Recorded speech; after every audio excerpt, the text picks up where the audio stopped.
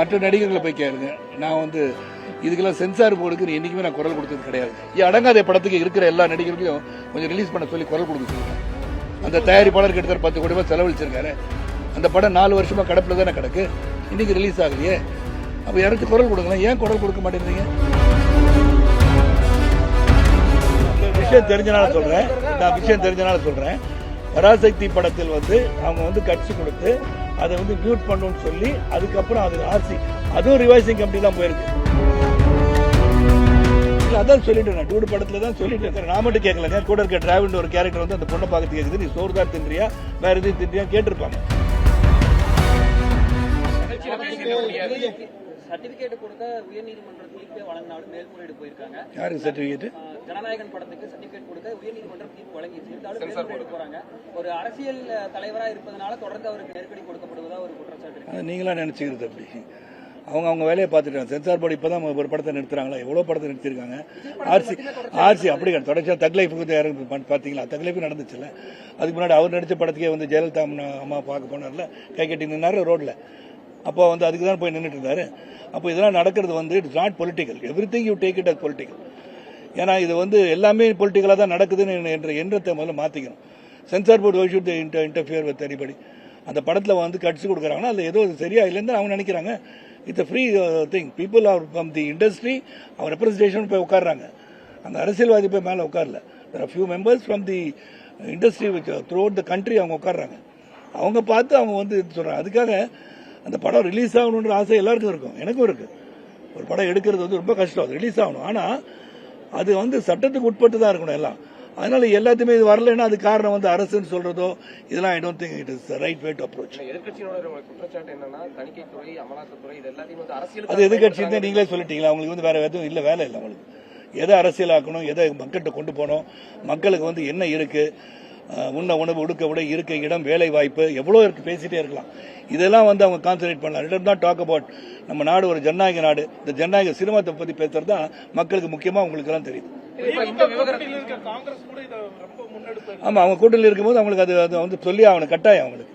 இந்த விவகாரத்தை பொறுத்த வரைக்கும் தாவேகா கூட இது சம்பந்தமா அதிக அளவுல பேசாத நிலையில அது தாவேகா தலைவரை போய் கேட்கணும். நீங்க என்ன கேட்க கூடாது. காங்கிரஸ் கட்சி இது சம்பந்தமா அதிகமா கருத்துக்கள் தெரிவிக்கிறாங்க. காங்கிரஸ் வந்து இதுல வந்து அனுகூலம் கிடைக்குமோன்னு நினைக்கலாம். அவங்க வந்து இதை வந்து அரசியல் பண்ணா அவங்களுக்கு ஏதாச்சும் அட்வான்டேஜ் கிடைக்கும்னு நினைக்கலாம். ஐரோட வைத்தியம் இல்ல. நான் வந்து தமிழ் சினிமா நெருக்கடி நான் பார்க்கல. தொடர்ந்து போன வருஷம் வந்து எல்லா படமும் இந்த ரிலீஸ் ஆச்சு. அப்போ வந்து சென்சார் போர்டு நீங்க பாரதிய ஜனதா கட்சியில் இருக்கனால உங்க படத்தை அலோவ் பண்ணிட்டாங்கன்னு நினைக்கலாம். அங்கேயும் வந்து டியூட் படத்துல பல கருத்துக்கள் பரிமாறப்பட்டன இல்லையா? அந்த டியூட் படம் எடுத்து மைத்திரி ப்ரொடக்ஷன், புஷ்பா 1 புஷ்பா 2 எடுத்து மிகப்பெரிய தயாரிப்பாளர் பிரதீப் ரங்கனா நடிச்ச படம். அது நிறுத்தலையே. அவங்க என்ன சொல்ல வந்தாங்கன்னு தான் பார்த்தேன். ஆனர் கில்லிங் இஸ் ராங் அப்படின்றது என் மூலமா சொன்னாங்க இல்லையா? ஜாதி கொலைகள் நடக்கக்கூடாதுன்னு தான் சொன்னாங்க.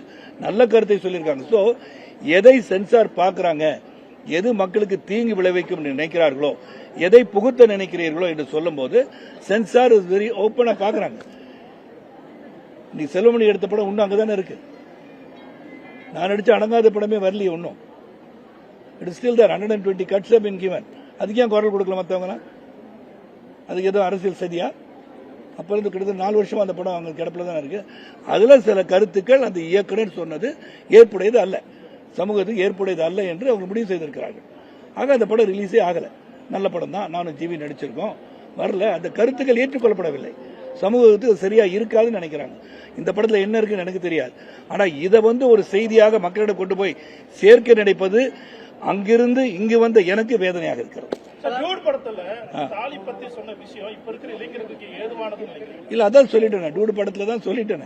கருத்துக்கள் வந்து எதிர்மறை கருத்துக்கள் சொன்னதுக்கு காரணம் அது அந்த நாட்கள் வந்து பாகிராஜ் சார் கேட்டிருந்தோம் நீங்க இல்லையா? அந்த மாதிரி எல்லாம் கருத்துக்கள் பதிவு பண்றாங்கல்ல, அதுதான் இருக்கக்கூடாதுன்னு பதிவு பண்றாங்க. அது செய்யணுன்றது சரின்றது கிடைக்க முடிக்கல படத்தை இல்லையா? நான் கேட்கறேன், நான் மட்டும் கேட்கலங்க. கூட இருக்க டிராவல் ஒரு கேரக்டர் வந்து அந்த பொண்ணை பார்த்து கேட்குது, நீ சோறு தான் தின்றியா வேற எதுவும் தின்றியா கேட்டிருப்பாங்க. மக்களுடைய கருத்தை இயக்குனர் ஏற்றுக்கொண்டு அதை கேள்வியாக கேட்டிருக்கிறார். Is trying to balance the movie and finally say honour killing is wrong. அந்த படத்துல ஆனர் கில்லிங் பார்த்தா மெயின் சப்ஜெக்ட். ஏன் இதுல நான் சொல்றேன், ஆனர் கில்லிங் என் மூலியமா சொல்லியிருக்காங்க, அது தவறுன்னு சொல்றது அழுத்தமா சொல்லி நானே ஜெயிலுக்கு போன படத்துல அதிகமான பால்வளத்துறை அமைச்சர் ஜெயிலுக்கு போயிடுறாருல, அது தானே நியாயம் தானே? மற்ற நடிகர்கள் கொடுக்கிற குரல் கொடுக்கிறது விஜய்க்கு யாரும் கொடுக்க மற்ற நடிகர்களை போய் கேளுங்க. நான் வந்து இதுக்கெல்லாம் சென்சார் போர்டுக்கு என்னைக்குமே நான் குரல் கொடுத்தது கிடையாதுங்க. சென்சார் போர்டு எடுக்கின்ற முடிவுக்கு அதான் சொல்றேன், அடங்காத படத்துக்கு இருக்கிற எல்லா நடிகர்களையும் கொஞ்சம் ரிலீஸ் பண்ண சொல்லி குரல் கொடுக்க சொல்லுங்க. அந்த தயாரிப்பாளர் கிட்டத்தட்ட 10 கோடி ரூபாய் செலவழிச்சிருக்காரு. அந்த படம் 4 வருஷமா கடப்புல தானே கிடக்கு. செல்வமணி எடுத்த படம் ஒன்று ரொம்ப நாளா ராஜீவ்காந்தி வச்சு மர்டர் கேஸ் ஒன்று எடுத்தார்ல, இன்னைக்கு ரிலீஸ் ஆகலையே. அப்போ யாராச்சும் குரல் கொடுக்கலாம், ஏன் குரல் கொடுக்க மாட்டேங்கிறீங்க? அப்படி கேட்க முடியாது. எவருக்கு வெறுப்பு எல்லாருக்கும் இருக்கும். Whether they want to make it political or not political is their prerogative. Everybody's got individual rights, freedom of speech under Article 19 and 19A. அதுபடி யார் என்ன சொல்ல நினைக்கிறாங்களோ அதுதான் சொல்லுவாங்க. எல்லாத்துக்கும் நான் பதில் சொல்ல அவசியம் எனக்கும் கிடையாது இல்லையா?